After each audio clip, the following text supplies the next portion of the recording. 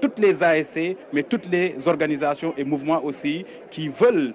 participer à la construction de ce pays-là. C'est la raison pour laquelle,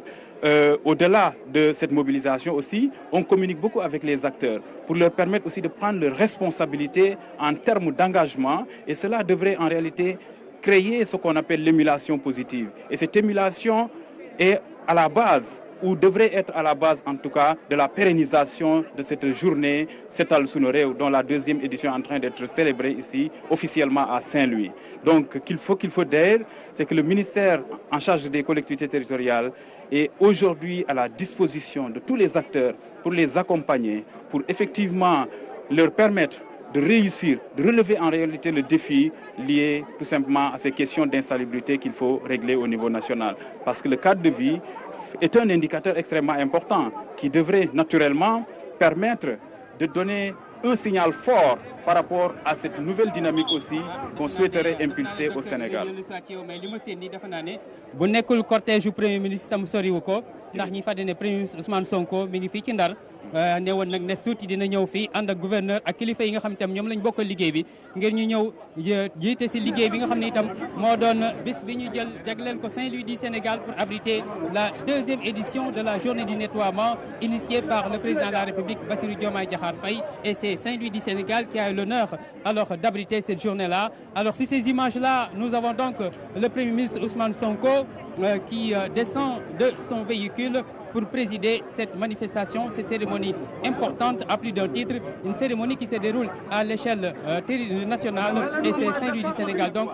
qui est à l'honneur aujourd'hui. Nous avons une forte mobilisation de ces populations, surtout des acteurs et des techniciens de l'hygiène, tous les spécialistes de l'hygiène qui veulent que cette journée-là connaisse un franc succès. Loolu kon mooy itte ji ni ñu ko gisee ni image yaa ngi noonu Ndar ak mboolem nag ñi nga xam ne ñoom lañ dénk lépp lu jëm ci wàllu cet gi ak wàllu sellal ak wàllu defar ak wàllu nettoyer ak wàllu itam fomp ak wàllu buub ak tonni mbalit ñoom ñoo fi teew. kon nag lii doon na bés boo xam ne nii moom la ñu doon xaar ni ñu ko defee woon itam ay bés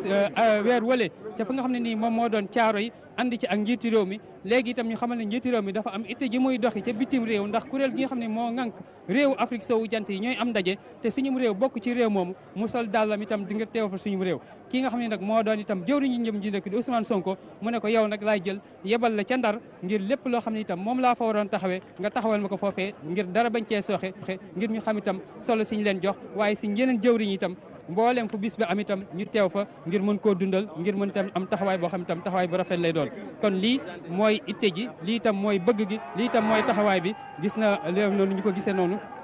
ak ñi nga xam ne nii ñoom ñoo nekk ñooy ànd ci liggéey bi ak ñi nga xam ne itam ñoo bokk li ñuy def ci liggéey bu ne mel. kon ñuy fàttali ne rek RTS mi ngi nii ñu ànd itam ak suñu kilifa kon nag image yaa ngi noonu le premier ministre Ousmane Sonko qui est accueilli par le chef de l'exécutif régional, le gouverneur de la région de Saint-Louis, avec tous les chefs de service de la région de Saint-Louis qui ont réservé un accueil particulier au Premier ministre Ousmane Sonko. À cela également s'ajoute la mobilisation importante de ces populations qui ont tenu à dérouler le tapis au Premier ministre Ousmane Sonko, Saint-Louis du Sénégal, avec la Teranga légendaire, alors qui est une véritable réalité ici à Saint-Louis ndax Teranga Ndar moom kenn du ko wax kenn du ko jàngal kenn itam du ko lépp du ay lépp du ay lupp lu ñu mën a gis la. kon xam naa nag dañ leen di bàyyi tuuti ngeen am ambiance su accueil premier ministre ak mbooloo mi ak ambiance itam accueil premier ministre ak ñi nga xam ne ñoom ñoo koy teeru. Peut-être la réalisation avec votre complicité, nous allons vivre en plein son cette atmosphère.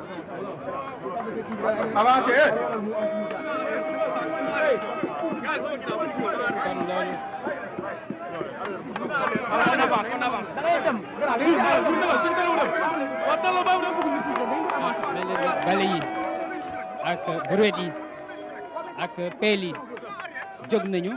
am na itam ay machines yu mag yi fi nekk yoo xam ne nii ñoom ñuy bokk ci liggéey bi la ñuy doon.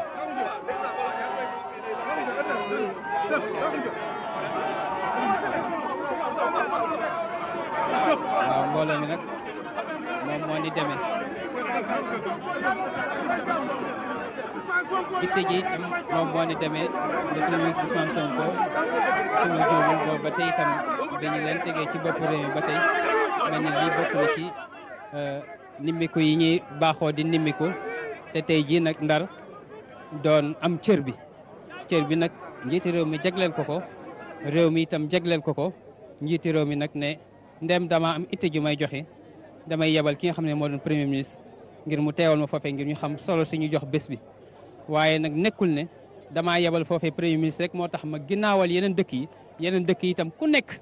ak foo ci mën di féete na nga ko def sa ittey bopp ndax doon na loo xam ne itam itte ju ñor xomb la itte ju ñor xomb itam itteel réew mi ndax wàllu cet nag suñu wér-gu-yaram da koo soxla suñu diine soxla ko suñu nekkin soxla ko suñu nooflaay soxla ko waaye itam nag suñu jaamu yàlla soxla ko ak fuñ ci mën di féete rek ci pàcc boobu rek moo waral itte juñ ko jox rek doyut kon nag bu ko réew mi xamee noonu gisee ko noonu itam ba jagleel ko bis bi ñu ko jagleel loolu day doon loo xam ne lu rafet la lu yell la lu baax la lu ëppoon a bañ a def la. premier ministre mi ngi noonu xam naa nag xam nga fii niñ ko waxee itam mbiru ndox la te itam dañuy pompe ndox mi moo waral gis naa fi ay hydrocureurs yu bëri ñu prépositionné leen fële ci tefes gi ngir li nga xam ne ni moo doon opération bi ak ndox mi ak liggéey bi nga xam ne itam moom lañ ci war a def. gannaaw loolu nag sax am nañu fi gan goo xam ne ñu koy wax El Hadj Malick Diop nekk itam ci conseil municipal bu Saint-Louis xam naa ne bu ñu jàkkaarloog ñële ñu def liggéey ba pare dinañu dellu si ci suñu waxtaan incha allah.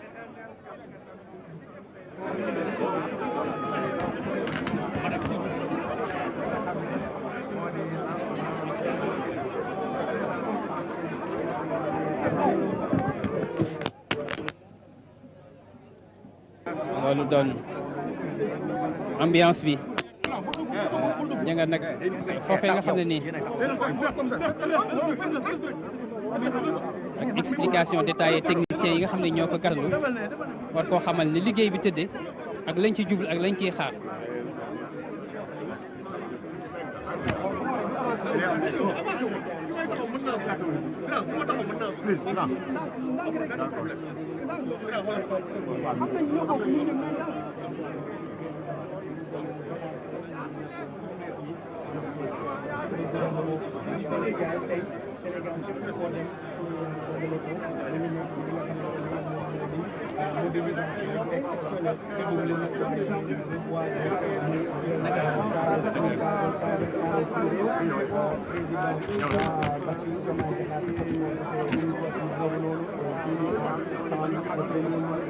On est en train de suivre avec une attention soutenue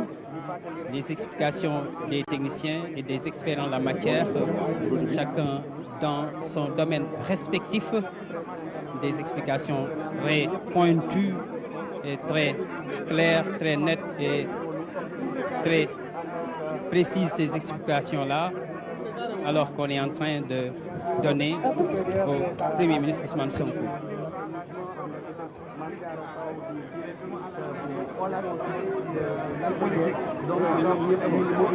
lay baax saa suñ ñëwee itam ñi nga xam ne ñoom la ci seen xam-xam màcc itam ñu leeral ko liñ ci war a leeral moom mi kilifa gi.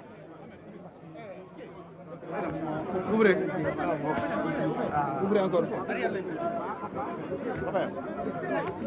Arrière leen côté bi, dem leen côté bi. Yves la, Yves, garaawul, Yves.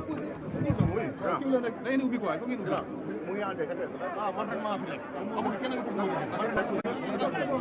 mais tu es à distance. Non, non, amul problème. Mi ngi ñëw. Ñu dem. Gaa ubbil. Carrément.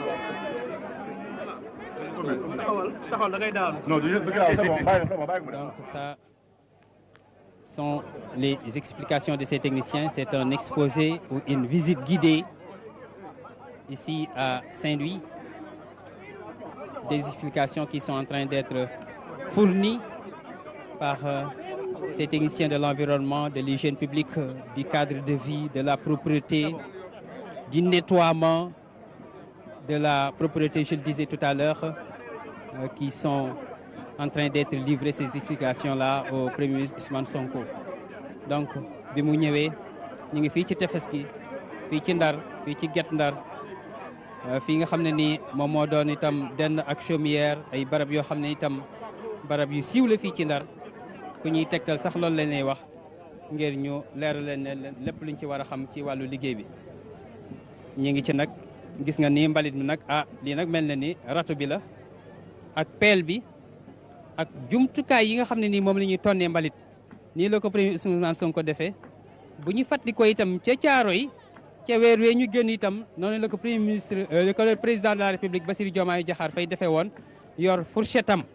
nga xam ni ku xam mboob ku xam itam am ñax mu ñuy jël itam di ko toon ni